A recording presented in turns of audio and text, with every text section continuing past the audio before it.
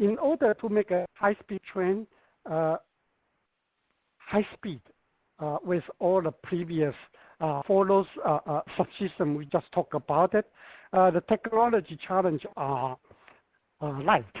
Okay, high-speed train basically is trying to utilize the technology of an airplane.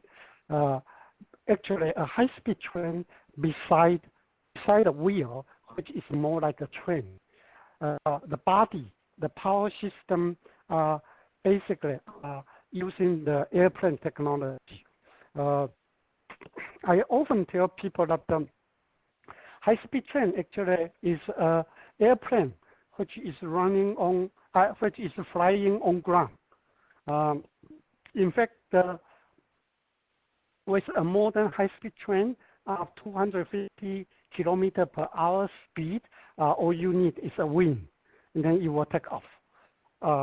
So consequently, the design of the car body is very similar to designing of an airplane. You want it to be light. You want it to be aerodynamic. Okay, to reduce the air drag. So light and aerodynamic are the first challenge. How do you design it and to make it better? Okay, and of course, high-speed train require high power. Okay, so how do you provide a high power system to the train, and same time will not create vibration and wider comfort, cause wider comfort.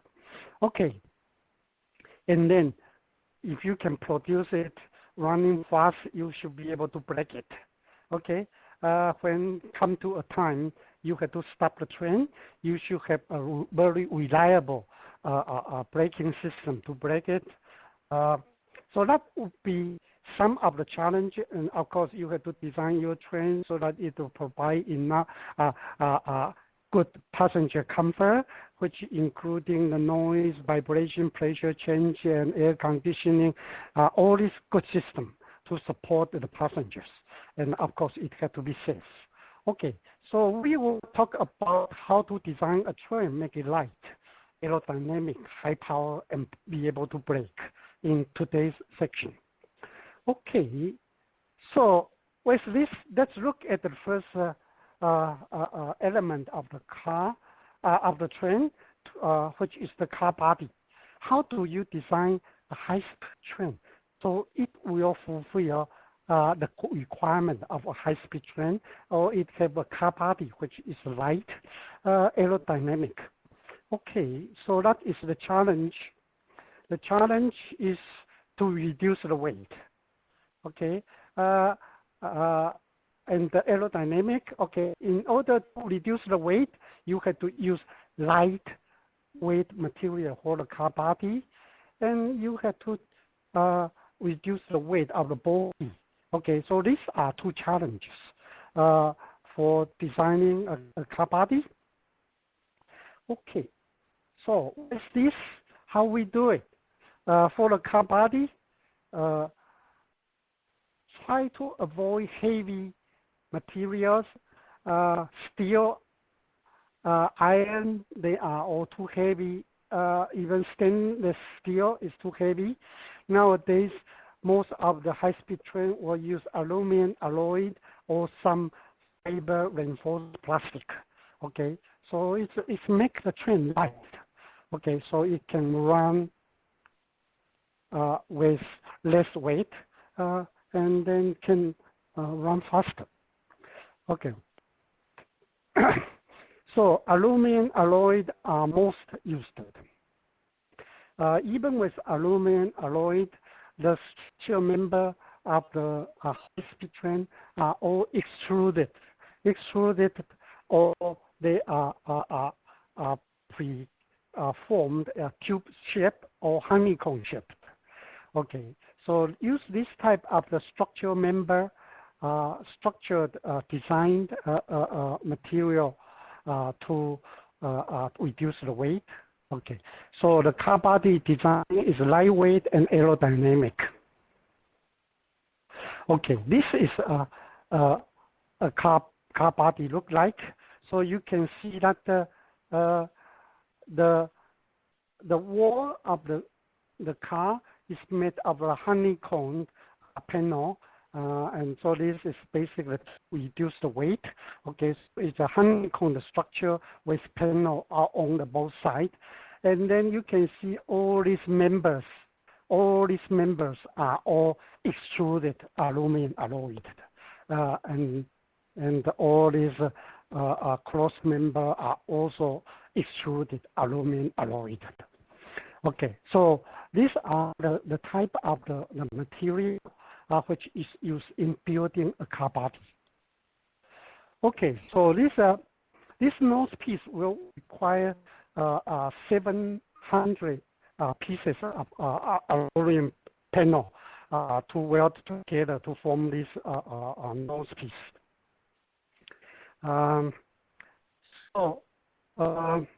And then because of the number of the brand produced are limited, consequently, each piece of each set of this nose piece had to be specially handmade. And so I would like to show you this next diagram, next figure. This is an article reported by Trend Magazine. It report of how this nose piece is being made by hand with hammer in Japan. And so it's a very good article, and you can see how a modern high-speed train actually is handmade. This is quite astonishing. Okay. So next is how to provide this aerodynamic design, or how to reduce the air resistance for designing a high-speed train. Of course, like we just mentioned about, the design of the nose piece is one important design. And then the design of the body, the design of body in order to be streamlined without create any turbulence here or resistance, and that would be better. Okay, so the exterior design had to be smooth, and for even underneath, between the train and the track, there will be turbulence create, and you want to use some kind of underskirt. You want to have this kind of skirt under frame to reduce the turbulent flow, which is turbulent airflow, which is underneath the train.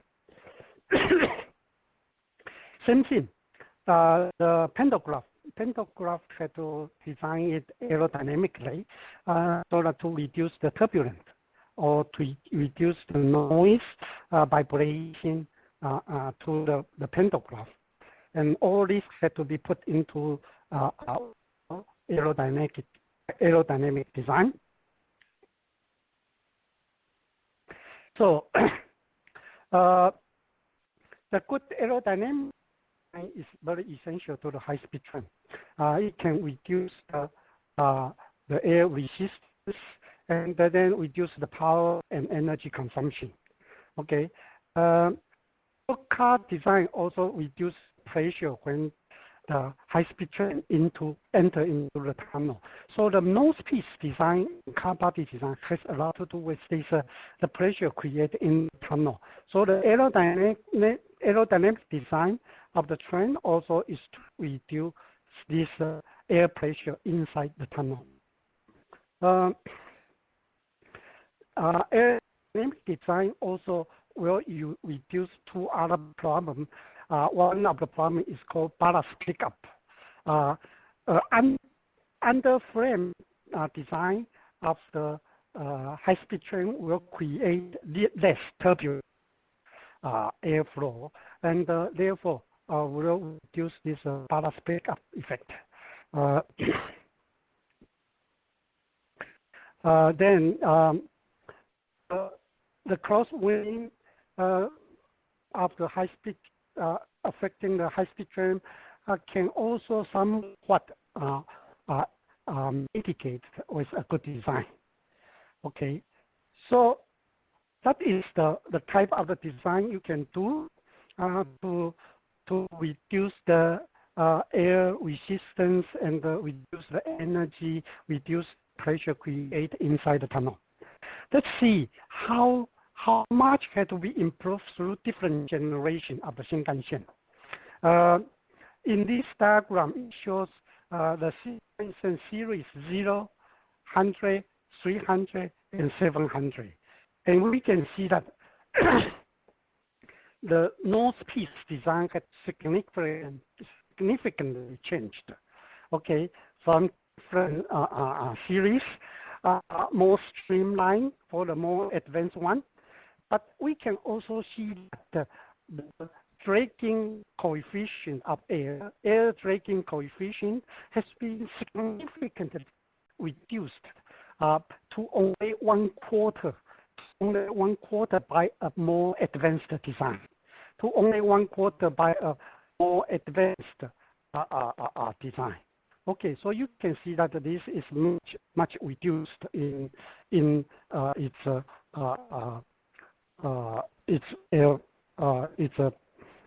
design. The air drag is much reduced in its design. So that is the improvement.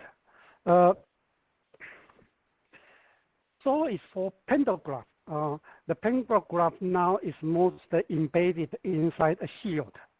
Okay, to reduce to create a more smooth surface, or smooth airflow passing the pantograph, or to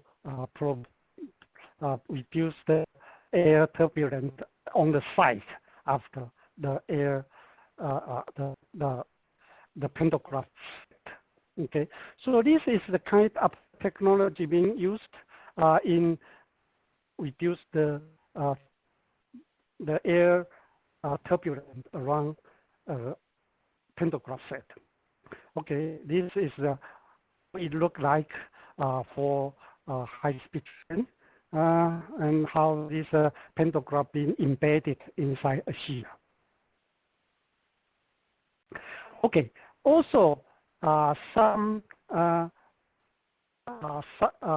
artificial pieces can be put on the car body, like this wall will fill in the gap between the car, and so that create a smooth surface. Also, the jump cable on top of the car also had to have a well-protected shield on it.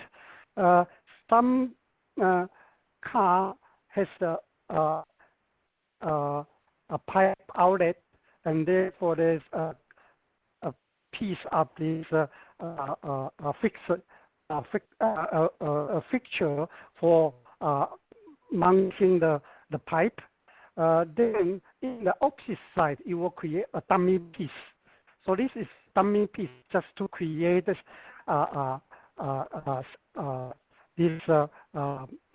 symmetric shape, symmetric configuration to reduce the airflow. Okay, so this is the kind of technology you can use to improve the air, the smoothness of the car body. Okay, so this show you how a high-speed train being using this side piece, and this show you the dummy piece and the wheel piece. This is the dummy piece here. Okay, and so this is a modern train design to provide a smooth car body. Let's see how this type of design can improve it. And we can see that this is Shinkansen 300 series. and this is a 700 series. And there are a lot of reduction in this running resistance due to this type of the car body improvement.